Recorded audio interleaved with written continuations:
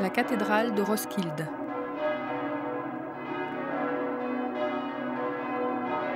Enchâssée dans le fjord de Roskilde et dominant d'une bonne hauteur, la cathédrale de Roskilde laisse apparaître son majestueux profil.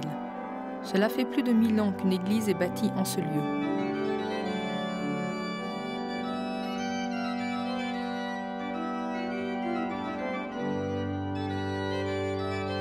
Avec ses flèches si caractéristiques, la cathédrale domine toute la plaine centrale de l'île de Zélande. Pendant des siècles, les rois de Danemark ont été inhumés dans cette cathédrale. Ce choix n'est pas le fruit du hasard. C'est en ce lieu, d'après la tradition, que le premier roi chrétien de Danemark, Harald à la dent bleue, aurait été enterré. Que la cathédrale ait ainsi, pendant des siècles, servi comme mausolée royal est un cas sans précédent dans le monde. Avec ses nombreux appendices et ses environs de toute beauté, la cathédrale de Roskilde est considérée comme l'une des plus belles églises du Danemark. En 1995, la cathédrale a été inscrite sur la liste du patrimoine mondial de l'UNESCO sur les biens culturels d'une valeur universelle exceptionnelle. Depuis le Moyen Âge, 21 rois et 17 reines ont été enterrés dans la cathédrale. À travers les siècles, la cathédrale a accueilli un grand nombre d'événements.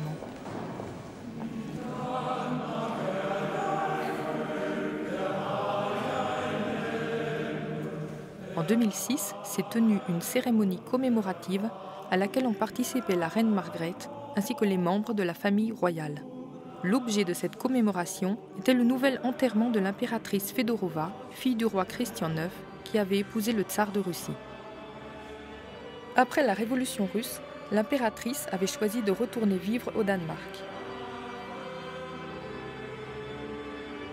Elle est morte en 1928 et a été inhumée dans la cathédrale de Roskilde. L'impératrice Fédorova avait auparavant manifesté le souhait d'être enterrée en Russie à côté de son époux, le tsar Alexandre III, dont elle avait partagé la vie durant 28 ans. Après la cérémonie, son cercueil a été transféré de la cathédrale de Roskilde à Saint-Pétersbourg. Cet événement montre, parmi bien d'autres, que la cathédrale de Roskilde a des racines profondément ancrées dans l'histoire. Pour retrouver les plus anciennes traces de la cathédrale, il faut retourner plus de 1000 ans en arrière.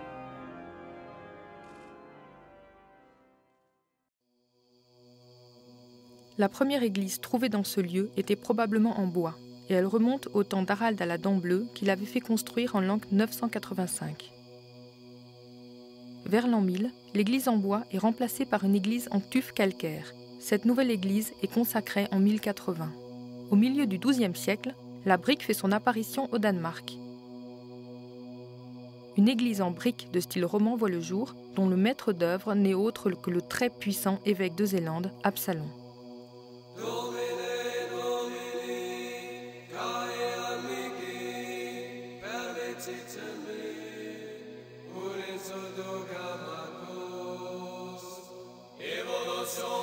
La construction change vers l'an 1200, sous l'inspiration des grandes cathédrales gothiques qui voient le jour en France. On s'écarte du style roman aux murs massifs et lourds pour adopter un style léger et lumineux. Entre les solides piliers en briques sont placées de grandes fenêtres à vitraux. La lumière pouvait alors pénétrer dans l'église, telle une réponse terrestre à la Jérusalem divine.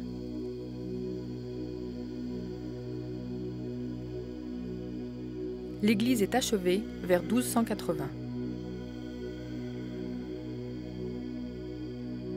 La nef n'a pas de banc. Les paroissiens restent debout durant la messe. Durant toute la période catholique, l'église résonne sans cesse des prières d'adoration et d'intercession pour le salut des âmes.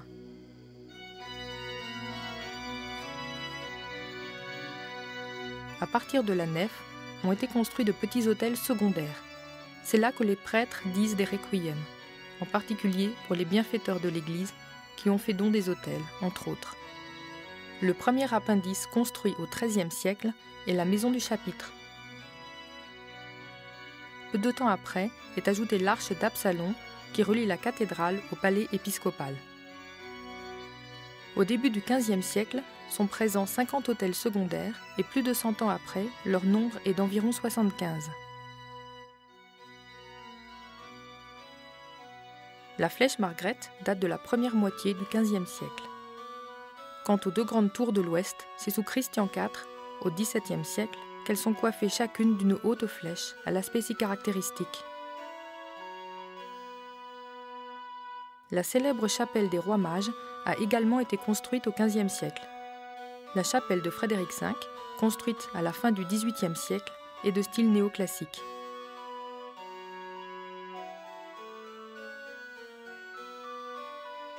Dans le côté nord de la cathédrale se trouve la grande chapelle de Christian IV du XVIIe siècle, de style Renaissance.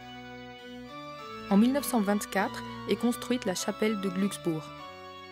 En 1985 est ajouté le tombeau de Frédéric IX qui est placé en dehors de la cathédrale.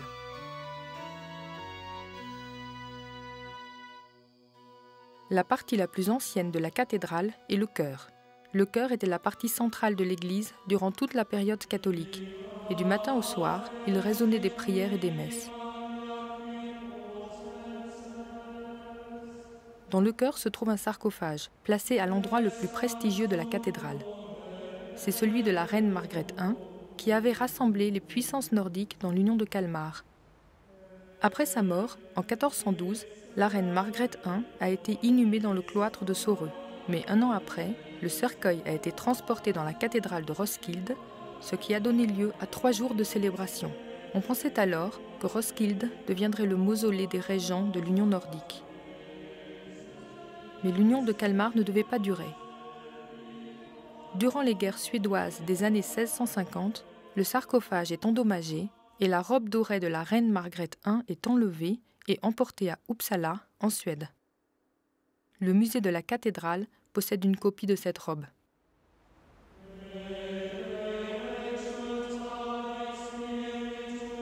En 1413, peu de temps après les funérailles de Margaret I, de nouvelles stalles sont installées.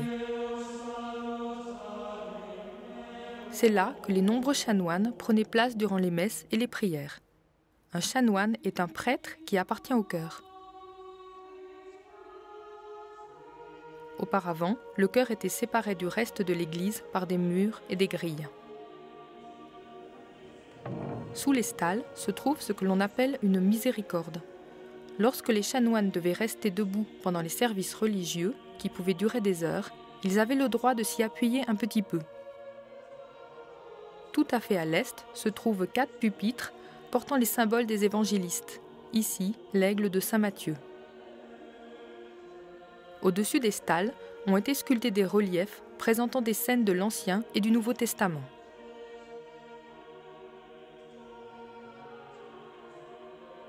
Au-dessus du chœur se trouvait, au Moyen Âge, un crucifix triomphant en bois d'une hauteur de 5 mètres. En 1806, le crucifix est vendu aux enchères et lorsque l'acheteur le scie pour le transformer en bois de chauffe, il en tombe une petite croix byzantine en or. Dans cette petite croix se trouvait un morceau de la croix du Christ.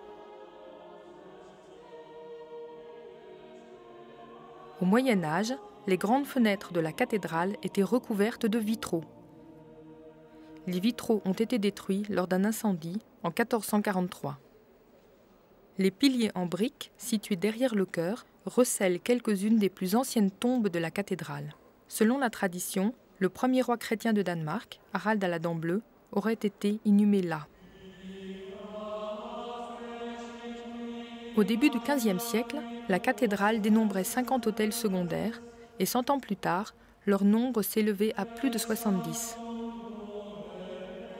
La cathédrale porte encore aujourd'hui la trace de ces nombreux autels, en particulier sous la forme de fresques.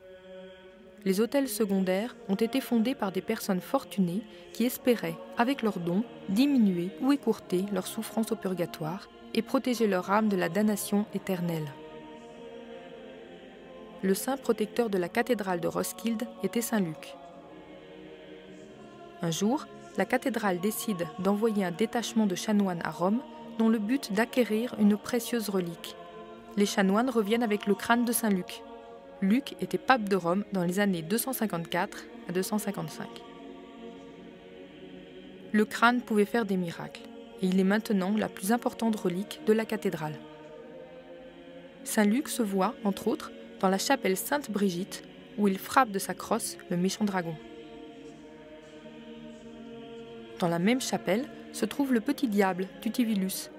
Il est assis dans le coin, avec son encrier et sa plume. Il écrit le nom de ceux qui arrivent trop tard ou de ceux qui s'égarent dans des discussions inconsistantes. La chapelle Sainte-Brigitte contient des meubles de la période catholique, dont le grand coffre à documents de la cathédrale, qui est du XVe siècle.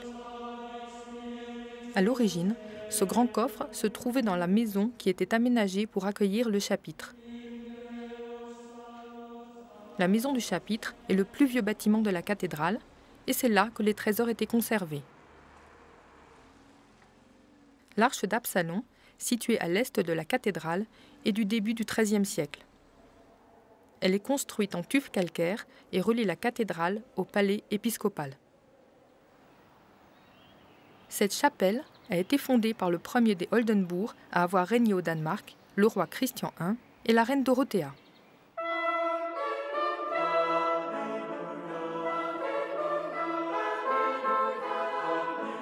Les fresques sont de la deuxième moitié du XVe siècle.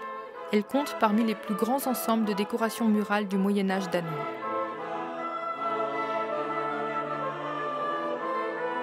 Le couple royal a fondé 3 hôtels, chacun avec son propre prêtre. Chaque jour, le prêtre devait dire une messe et en tout temps prier pour le salut de la famille royale.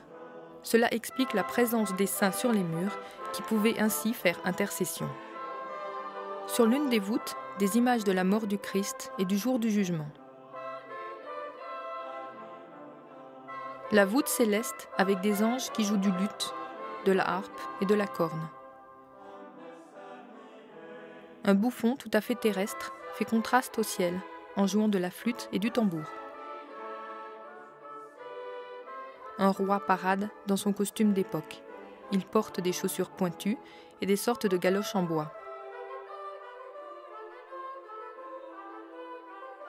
La chapelle contient les admirables tombeaux de Christian III et Frédéric II.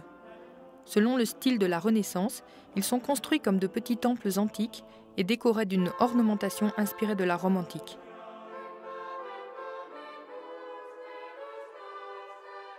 Sur le toit se trouvent de petits garçons, appelés poutis, qui portent des torches tournées vers le bas pour symboliser la mort.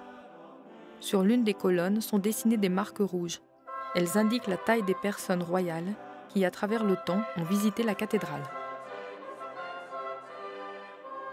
La cathédrale n'était pas réservée à la famille royale. Sous le sol se trouvent des centaines d'autres tombes. Les plus anciennes sont gothiques, dont la forme est légèrement en trapèze. Elles portent une simple épitaphe ou décoration. Ici se trouve la tombe d'un prêtre d'autel qui a été inhumé en 1480. Dans le déambulatoire se trouve une pierre noire polie. Dans les temps anciens, les gens crachaient sur la pierre. C'était là, dit-on, qu'était enterré le cheval de l'enfer. Il s'agit d'un cheval fantôme, annonciateur de malheur et de mort.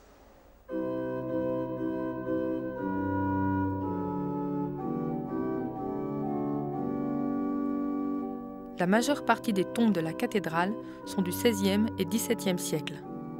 En ces temps-là, étaient souvent utilisés des gisants pour représenter les morts. Une épitaphe était ajoutée qui pouvait assurer sa réputation. Il s'agit d'une plaque commémorative placée près de la tombe et qui permet d'ajouter encore des louanges sur le défunt. Les personnes fortunées se faisaient construire une crypte dans laquelle reposait leur cercueil. Avec le temps, les cryptes ont été aménagées dans les vieilles chapelles des saints et dans les porches. Certaines sont fermées par des grilles, d'autres sont entièrement murées. Les grandes familles de la noblesse avaient leur propre crypte, comme celle des trolls que l'on voit ici. La cathédrale possède une horloge avec des personnages mécaniques qui sont de la fin du XVe siècle. Le cadran indique les heures du jour et de la nuit, c'est pourquoi l'aiguille porte un soleil d'un côté et une lune de l'autre. Saint Georges arrive à cheval et tue le méchant dragon. Kirsten, la sonneuse, sonne tous les quarts d'heure sur la petite cloche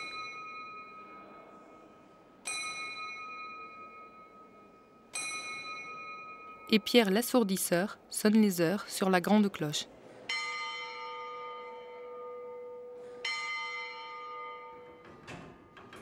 Ces personnages fonctionnent grâce à un mécanisme d'horloge de grande taille. Le mécanisme actuel est de 1741, mais il ressemble beaucoup à son prédécesseur.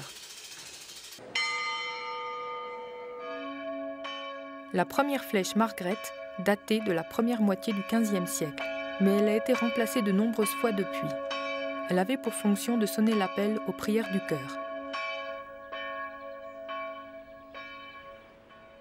Le tocsin de la tour nord est la plus grande cloche du Moyen-Âge au Danemark. La tour sud a 3 cloches, toutes 3 du XVIe siècle. Toutes ces cloches sont encore utilisées.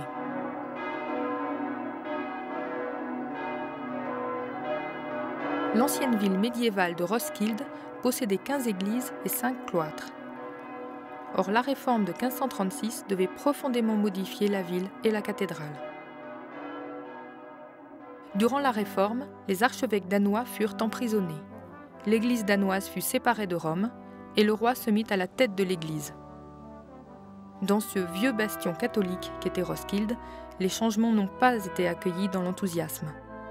La cathédrale dut donner au roi ses riches trésors et ses reliques. La majeure partie des biens et des terres fut transférée à la couronne. La réforme devait également transformer radicalement le service religieux. Les heures canoniales, processions, requiem et fêtes saintes furent abolies. Tous les autels secondaires furent démolis et le nombre de prêtres de la cathédrale connut un brusque recul, de plus de 100 qu'ils étaient, à une poignée. Après la Réforme, l'aménagement intérieur de la cathédrale fut adapté aux besoins de l'Église protestante. La prédication devint une partie importante du culte. Il fallait une chaire pour le pasteur et des bancs pour les paroissiens. Ici, l'imposant fauteuil du roi Christian IV.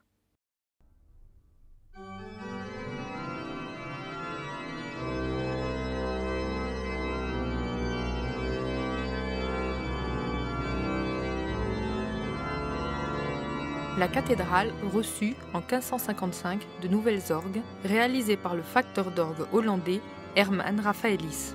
La façade baroque des orgues fut rajoutée environ 100 ans plus tard. Ces grandes orgues comptent parmi les plus belles orgues historiques du Danemark.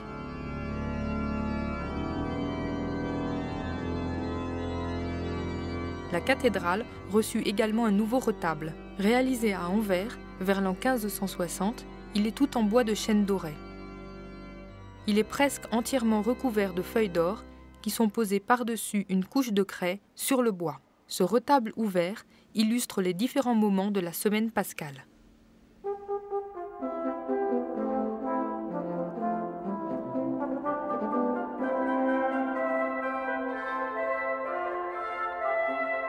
La chapelle de Christian IV est la première véritable chapelle royale funéraire fondée après la Réforme.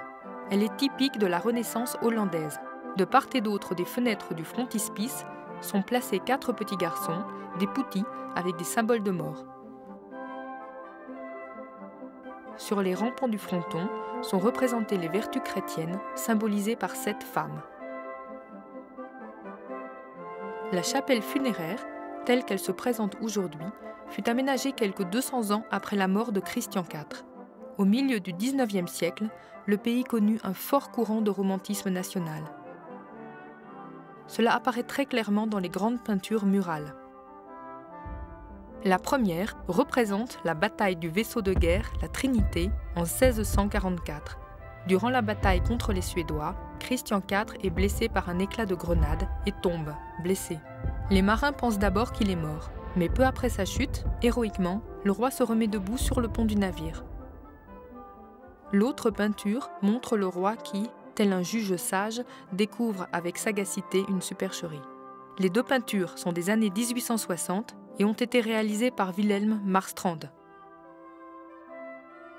La grande statue du majestueux souverain est réalisée par le sculpteur Bertel Thorvaldsen dans les années 1840. Le tombeau de Christian IV est placé au milieu de la pièce.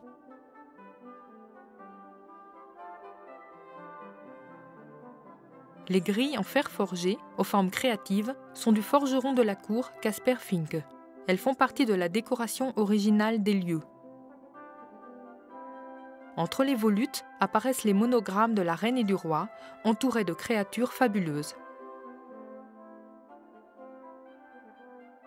Le chœur a été aménagé pour devenir lieu funéraire royal dans les années 1690. Dans le chœur reposent ainsi Christian V et Frédéric IV avec leur reine dans de magnifiques sarcophages en marbre avec les portraits des défunts. La chapelle de Frédéric V est l'un des plus beaux exemples néoclassiques du Danemark.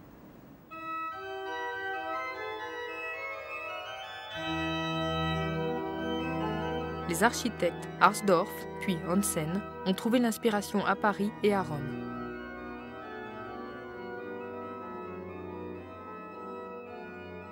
Le style classique se retrouve dans les tombeaux de la chapelle, ce qui explique la présence de la colonne romaine avec médaillon et de l'urne dans l'imposant monument consacré à Frédéric V. Le monarque absolu était le représentant de Dieu sur terre. À sa mort, il fut divinisé, comme c'était coutume chez les empereurs romains. Les 12 tombeaux de la chapelle montrent plus de 100 ans de style architectural. Les sarcophages en marbre ont laissé la place à des cercueils recouverts de tissus. Des ornements orientaux deviennent alors source d'inspiration. Plus tard, ce sont les cercueils en bois qui font leur apparition, tel le monument funéraire du populaire Frédéric VII de 1863. La mort de celui-ci met fin à la dynastie royale des Oldenbourg. La nouvelle dynastie est arrivée sur le trône avec le roi Christian IX en 1863. La dynastie des Glücksbourg a alors sa propre chapelle dans la partie nord de la cathédrale. L'architecture du bâtiment est à la fois romane et byzantine. Après un règne qui avait été long, le roi Christian IX meurt en 1906. Son sarcophage et celui de la reine Louise sont orientés vers le nord dans la chapelle. Après un bref règne, c'est le roi Frédéric VIII qui meurt en 1912.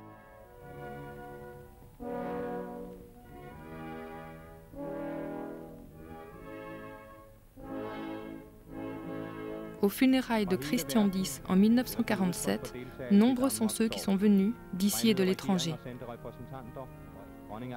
Le cortège funèbre arrive à la cathédrale de Roskilde.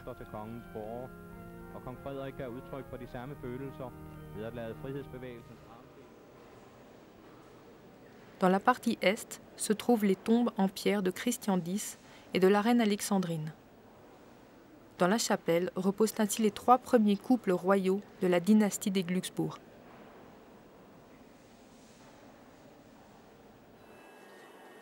Frédéric IX est décédé en 1972.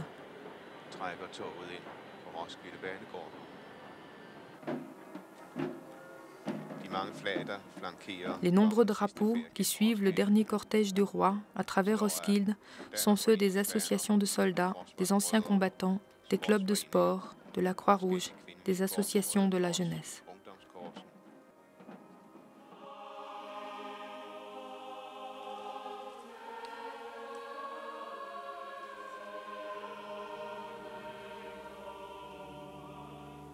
La reine Ingrid, la reine Margrethe, le prince Henri, la reine Anne-Marie, le roi Constantin, la princesse Bénédicte, le prince Richard, le prince Knud.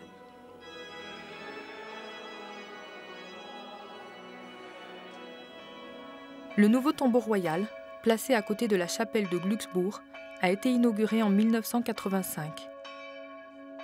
Il s'agit d'un octogone en briques, ouvert et paré de plantes provenant des régions nord-atlantiques du Danemark. La pierre tombale est en granit du Groenland. En novembre 2000, la reine Ingrid a été inhumée à côté de Frédéric IX.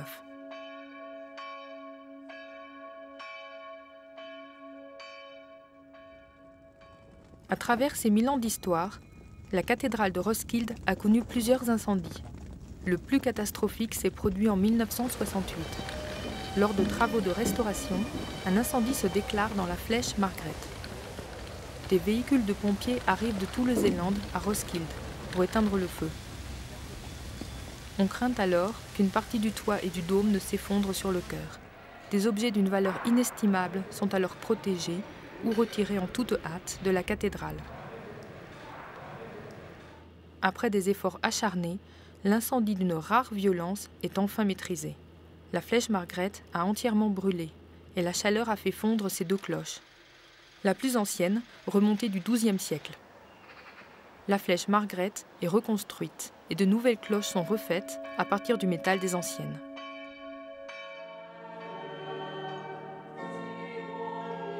La cathédrale de Roskilde n'est pas seulement le mausolée des rois de Danemark. Elle sert aussi de lieu de culte.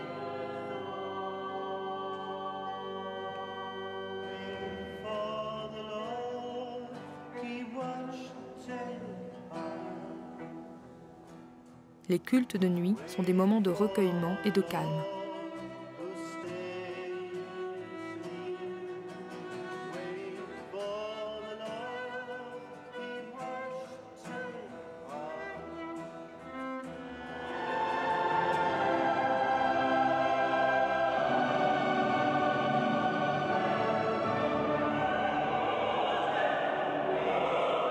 La cathédrale a une merveilleuse acoustique et elle accueille souvent des événements musicaux.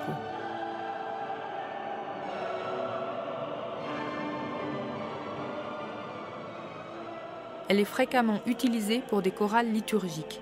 Cette forme de service religieux s'inspire des heures canoniales médiévales, telles qu'elles sont coutumières aux vêpres. Les vêpres sont les heures canoniales du soir, au coucher du soleil. Cela aussi marque le profond enracinement de la cathédrale de Roskilde dans l'histoire.